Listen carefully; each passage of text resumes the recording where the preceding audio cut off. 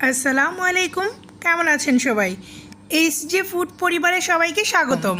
আজকে আমি আপনাদের জন্য নিয়ে এসেছি কোনো রকম বিটার ছাড়া শুধুমাত্র একটি ব্লেন্ডার দিয়ে খুব সহজে কিভাবে এই গরমে প্রাণ জুড়ানো ঠান্ডা ঠান্ডা মজাদার তরমুজের আইসক্রিম তৈরি করা যায় সেই রেসিপি নিয়ে।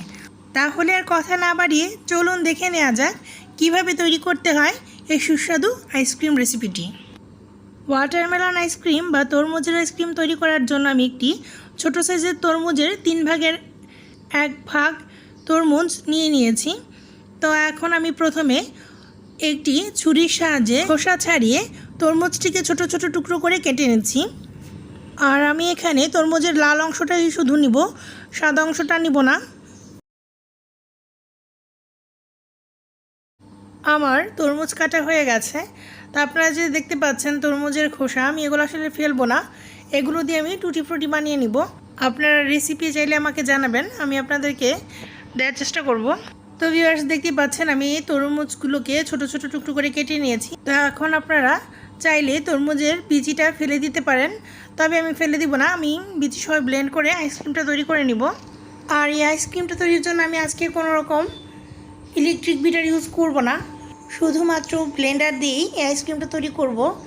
এর জন্য আমি কেটে নেওয়া তরমুজগুলোকে এক পাশে রেখে দিচ্ছি এবং একটি ব্লেন্ডার নিয়ে নিচ্ছি। এখন আইসক্রিম তৈরি করার জন্য ব্লেন্ডারের জুস তৈরি করার যে জারটা, সেই জারটাকে আমি সেট করে নিয়েছি এবং এতে কেটে নেওয়া তরমুজগুলোকে দিয়ে দিচ্ছি। জুসারে তরমুজগুলো দেওয়া হয়ে গেলে এখন আমি এতে দিয়ে দিচ্ছি 1 কাপ পরিমাণ হুইপ ক্রিম। এই পর্যায়ে ক্রিমটা দেওয়া হয়ে গেলে আপনারা চাইলে এখানে আরও 2 থেকে 3 টেবিল চামচ পরিমাণ চিনি বা কনডেন্স মিল্ক এর সাথে যোগ করতে পারেন। তবে আমি এখানে চিনি বা কনডেন্স মিল্ক কোনোটাই দেব না, কারণ আমি যে তরমুজটা ব্যবহার করেছি এটা এমনিতে অনেক মিষ্টি। এখন আমি জারের মুখটা ঢাকনা দিয়ে বন্ধ করে 1 মিনিটের মতন ব্লেন্ড করে নিচ্ছি। আমি পালস মোডে দিয়ে 30 সেকেন্ড করে 1 মিনিট ব্লেন্ড করে নিব। তরমুজ এবং হুইপ ক্রিমটা ব্লেন্ড করা হয়ে গেছে, তার মানে আমার আইসক্রিমটা তৈরি হয়ে গেছে।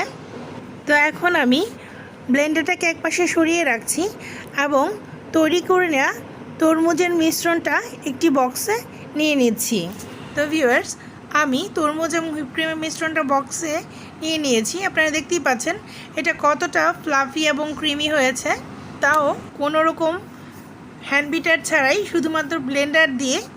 তা এখন আমি এর উপরে কিছু তরমুজের কিউব দিয়ে দিচ্ছি, তবে এটা পুরোই অপশনাল, আমি আসলে দেখার সৌন্দর্যের জন্য দিচ্ছি, আপনারা এটা স্কিপ করতে পারেন।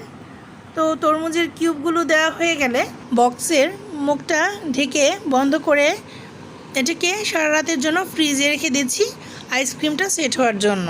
কেননা আমি আইসক্রিমটা রাতে তৈরি করেছি, তবে আপনারা চেষ্টা করবেন 7 থেকে 8 ঘন্টা ফ্রিজে রাখার জন্য। 8 ঘন্টা হয়ে গেছে। তো ভিউয়ার্স, আমার আইসক্রিমটি পুরোপুরিভাবে সেট হয়ে গেছে। দেখতে পাচ্ছেন কতটা সুন্দরভাবে এটা সেট হয়েছে। তা এখন আমি আপনাদেরকে একটু তুলে দেখাচ্ছি। সত্যি বলতে আমি আইসক্রিমের বক্সটা বের করেছি এবং সাথে সাথে আপনাদেরকে এই আইসক্রিমটা একটু তুলে দেখাচ্ছি এটা কতটা পারফেক্ট হয়েছে। তবে আপনারা ফ্রিজ থেকে বের করার 5 মিনিট পর আইসক্রিমটাকে তুলে নেবেন, তাহলে খুব স্মুথলি এটা তুলতে পারবেন। তো ভিউয়ার্স, তৈরি হয়ে গেছে খুবই মজাদার এবং সুস্বাদু তরমুজের আইসক্রিম। দেখতেই পাচ্ছেন এটা কতটা সুন্দর এবং ইয়ামি হয়েছে। দেখতে যেরকম সুন্দর, খেতে ঠিক তেমনি দারুণ। একবার খেলে বারবার খেতে ইচ্ছে করে। আশা করি আজকের এই সহজ রেসিপিটি আপনাদের ভালো লেগেছে। ভালো লেগে থাকলে একটি লাইক দেবেন, আমার চ্যানেলটি সাবস্ক্রাইব করবেন, ফ্রেন্ডস এবং ফ্যামিলির সাথে বেশি বেশি শেয়ার করবেন। আজ এ পর্যন্তই। সবাই ভালো থাকবেন, সুস্থ থাকবেন। সবাইকে ধন্যবাদ। আল্লাহ হাফেজ।